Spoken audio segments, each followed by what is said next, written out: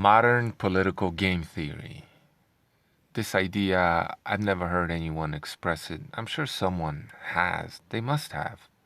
But for me, it comes from thinking about the American political system, although I think it could be applied to a whole bunch of different countries and their political systems, so long as they have this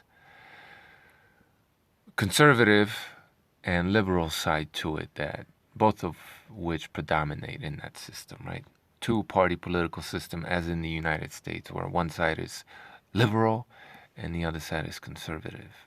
And if you just think about those two terms and what they really mean, you may already know where I'm going with this and what this modern political game theory is. So, looking at both of these, either one of them, at a macro level, oversimplifying obviously a lot and not getting too much into the details. Conservatism and liberalism don't really have anything to do with freedom, even though the former talks a whole bunch about it and the other one has its name rooted in liberty. Neither one of them really defines what freedom is, do they? Because they're not about freedom. Conservatism, broadly speaking, looks to preserve what you got, and liberalism is generally very progressive, right?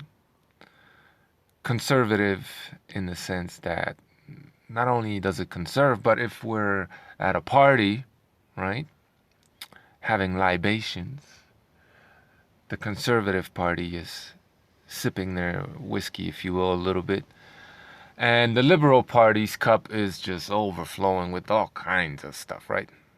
That's what they mean by liberal. Conservative generally means small government, right? Let's conserve our resources. And liberal means spend, spend, spend, big government, right? Again, conservative aims to conserve what you already have, whether it's the resources or the system that's in place. And liberals just want to spend money to create, to change, to progress. Oversimplifying a whole bunch, but that's essentially what your current political system, two-party system, comes down to. Which ultimately, if you haven't figured it out, ends up in overall progressive government, somewhat fettered progressive system, right? Because if the liberals are looking to grow the government and give it more power and change, right? Because, well, when you grow the government, you got to have these people do something, right? What do these people do? They pass laws. Every new law takes away a liberty, right? So even though it's in their name, it's not really about freedom.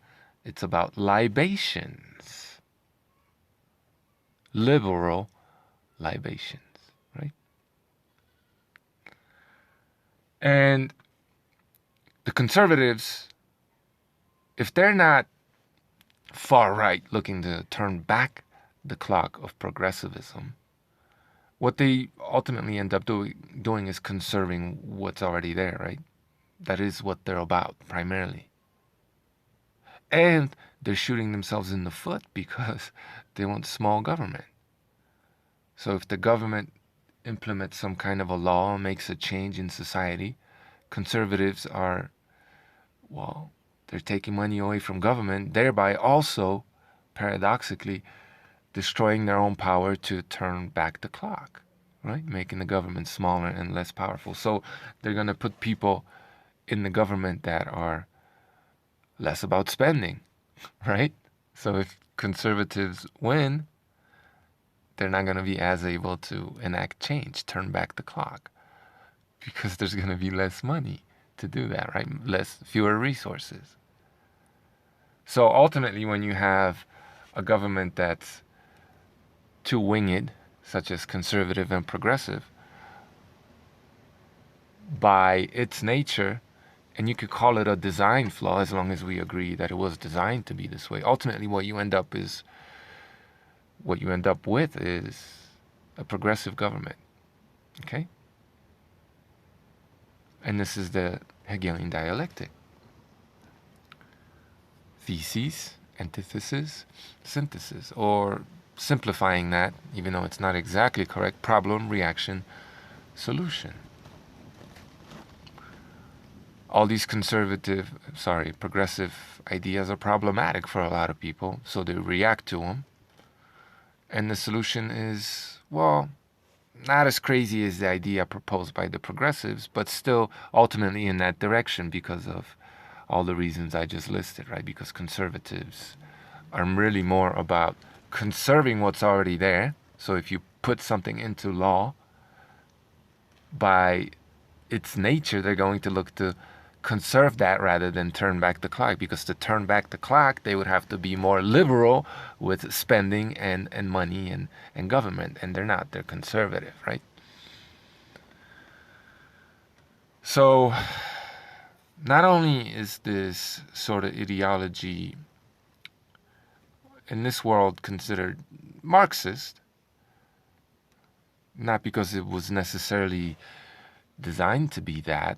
You know, we all engage in this sort of Hegelian dialectic when negotiating with people, or your kids, right? Let's say you don't want your kids to watch a whole bunch of TV, and you know, if you have a TV and children, you're probably a bad parent. Sorry. Okay? Maybe you don't know that, but you're just a bad parent. Or at least one that's unwilling to raise their kids on their own. So, yeah, a bad parent. But sorry, back on topic. If you don't want your kid to watch as much TV, you'll tell them no TV, right?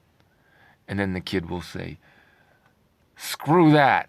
I'm going over to my friend's house. I'm moving out. I hate you, right? And then you say, fine, fine, fine. Stay and just watch less TV. Anyway, however, this sort of, I guess you could call it a negotiation, some sort of a debate, some sort of an argument, struggle, right? Fits perfectly into Marxist ideology. So they've been using it to bring about that which they want to bring about, right? And there was one more thing I wanted to say, but let me take a sip of my coffee and try to remember what it was.